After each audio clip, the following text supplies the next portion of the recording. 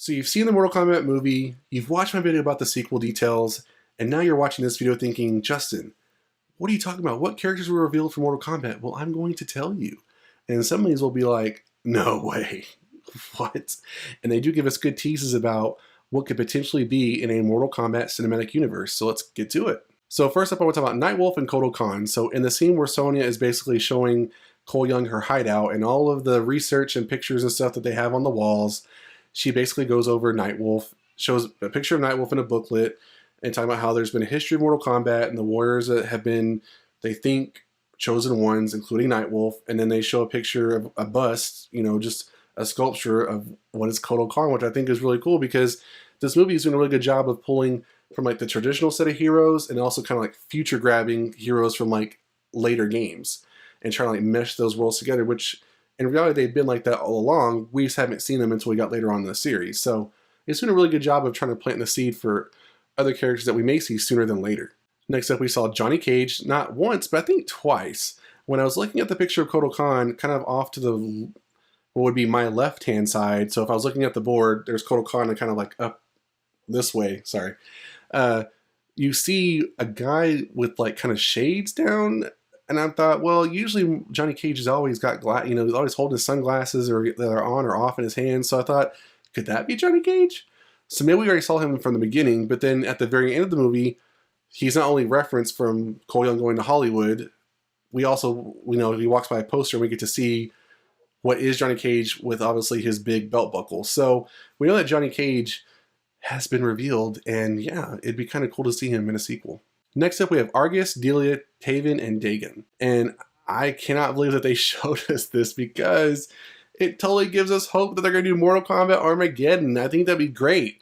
If they do Mortal Kombat 2, and maybe Mortal Kombat Armageddon, that'd be freaking awesome. Freaking awesome, guys. So I wanted to kind of give you just a quick kind of synopsis for people that don't know who they are.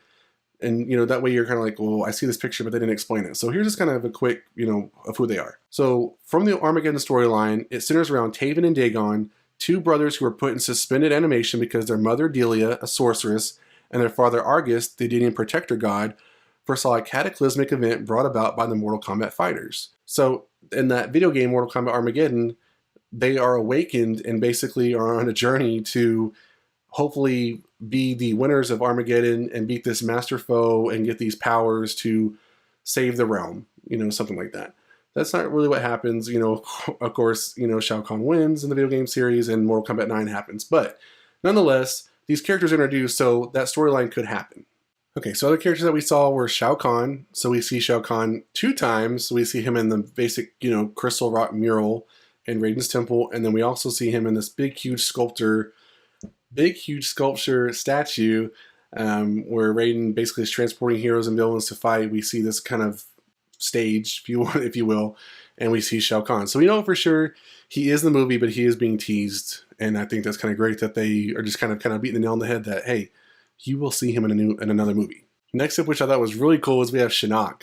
So in Raiden's temple, we see Shinnok's amulet basically just, you know, out there on display like on a little pedestal, and we see that Kano tries to steal it.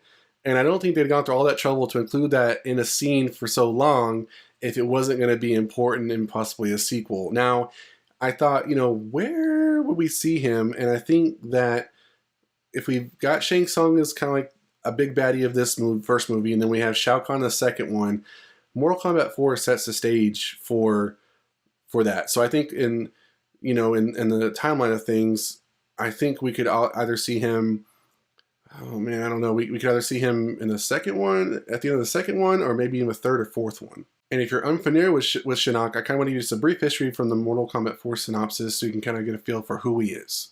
So thousands of years before the setting of the first game, Shinnok, one of the Elder Gods who controlled the 6 realms of Mortal Kombat universe, attempted to become the conqueror of them all. The Thunder God Raiden fought and defeated Shinnok in a war that spanned hundreds of years, sending to the Nether Realm where he'd be trapped forever.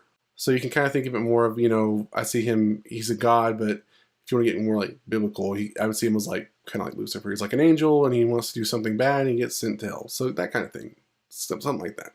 We of course see Kitana, who gets revealed from her fan. We've talked about this in a previous video, but I wanted to bring it up again because we know that if we have Shao Kahn in there and we have Kitana, obviously with Melina as well, we know that we're going to have that kind of dysfunctional family dynamic be set up, and hopefully Sindel gets kind of thrown in there too. But for sure, when they're going on their quest in Outworld, or quest to find heroes, and they go to Outworld, hopefully in the second one, they'll run into Kitana, and of course she'll be an ally, but we'll finally get to see her.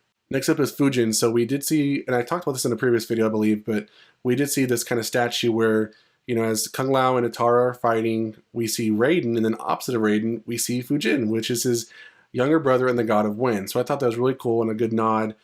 And like I said before, we're seeing, I feel like these current people in charge of making the Mortal Kombat movies, I feel like they're going to grab people from the current timelines and the current, you know, roster of heroes that we're familiar with, and start throwing in characters, you know, from future games, so that we can kind of get a feel for all of them up front. And lastly, I want to mention Rai Cho. So we know that from Liu Kang's backstory, when he explains it to Sonya, I believe, and I think a couple other heroes, that he talks about how, you know, he was an orphan, and, you know, Rai Cho was basically the one who helped him and Kung Lao be who they are. They're like his masters. And so I thought that was kind of cool that he's basically mentioned, which means he's got to be in the Mortal Kombat movie universe. Maybe we'll see him in a spinoff, like a Shaolin Monk spinoff. But, you know, hopefully we, other than just being mentioned, we'll get to see some type of like backstory, cutscene, something like that kind of gives him more life. But I thought it was kind of cool that we got to see a tease of Rai Cho.